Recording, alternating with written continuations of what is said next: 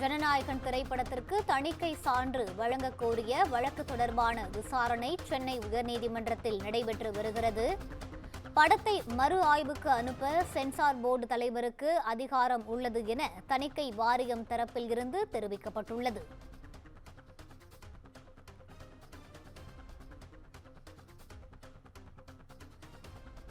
ஜனநாயகன் படத்திற்கு எதிராக புகார் அளித்தவர் தணிக்கை குழு உறுப்பினர் என உயர்நீதிமன்றத்தில் இருந்து தகவல் வெளியாகியுள்ளது.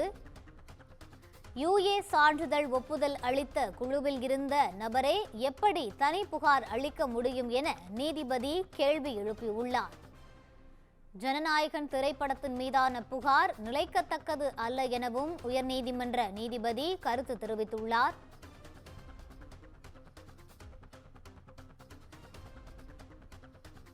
படத்தில் எந்தெந்த காட்சிகள் நீக்கப்பட்டன என்ற விவரங்களை நீதிபதி கேட்டறிந்து வருகிறார்.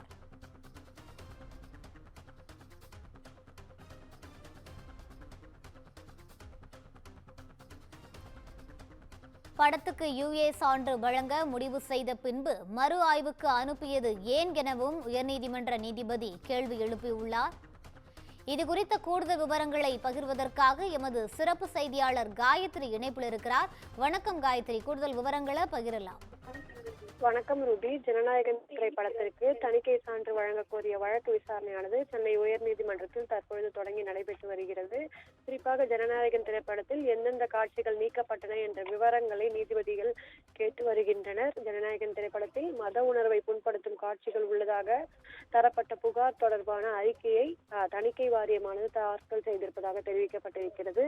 ஜனநாயகன் திரைப்படத்தின் மீதான புகார் நிலைக்கத்தக்கதல்ல என நீதிபதிகள் கருத்து தெரிவித்துள்ளனர். ஜனநாயகன் படத்துக்கு எதிரான புகார் அளித்தவர் தணிக்கை குழு உறுப்பினர் என்ற ஒரு தகவலும் உயர்நீதிமன்றத்தில் பதிவு செய்யப்பட்டிருக்கிறது. எனவே நீதிபதிகள் யுஏ சான்றிதழ் ஒப்புதல் அளிக்க குழுவில் இருப்பவர் எப்படி தனி நபர் ஒருவர் புகாரும் அளிக்க முடியும் என்கிற விதத்தில் ஒரு கேள்வியை எழுப்பியிருக்கின்றனர். மேலும் பதில் மனு தாக்கல் செய்ய அனுமதித்தால் அனைத்து கேள்விகளுக்கும் முழுமையான பதில் தருகிறோம் என்கிற அடிப்படையில் தணிக்கை வாரியம் அதாவது சென்சார் போர்டு தரப்பிலிருந்து வாதமானது முன்வைக்கப்பட்டிருக்கிறது.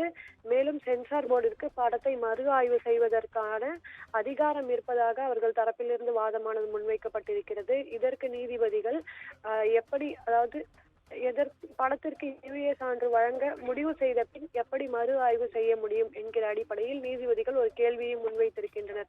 இந்நிலையில் ஜனநாயகன் படமானது 9ஆம் தேதி வெளியிடப்படும் என்று அறிவித்துள்ள நிலையில் இன்றைய தினம் யுஏ சான்றிதழ் வழங்குவது தொடர்பான வழக்கானது சென்னை உயர்நீதிமன்றத்தில் நடைபெற்று வருகிறது. நீதிபதிகள் சென்சார் போர்டு தணிக்கை வாரிய குழுவினரிடம் கேள்வியை எழுப்பி வருகின்றனர். அவர்களும் தொடர்ந்து பதிலளித்து வரும் வருவதாக நமக்கு தகவல்கள் தெரிவிக்கின்றன. இந்நிலையில் பாதுகாப்பு சின்னங்களை பயன்படுத்த பாதுகாப்பு படை நிபுணர்களிடம் ஆலோசனை பெற்றிருக்க வேண்டும் என்கிற அடிப்படையில் தணிக்கை வாரியமானது வாதத்தை முன்வைத்திருக்கிறது.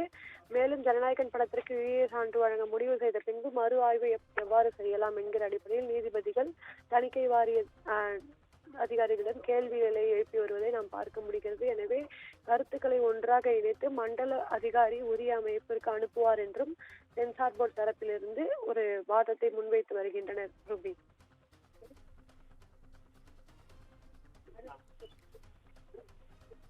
விவரங்களை வழங்கியமைக்கு நன்றி காயத்ரி.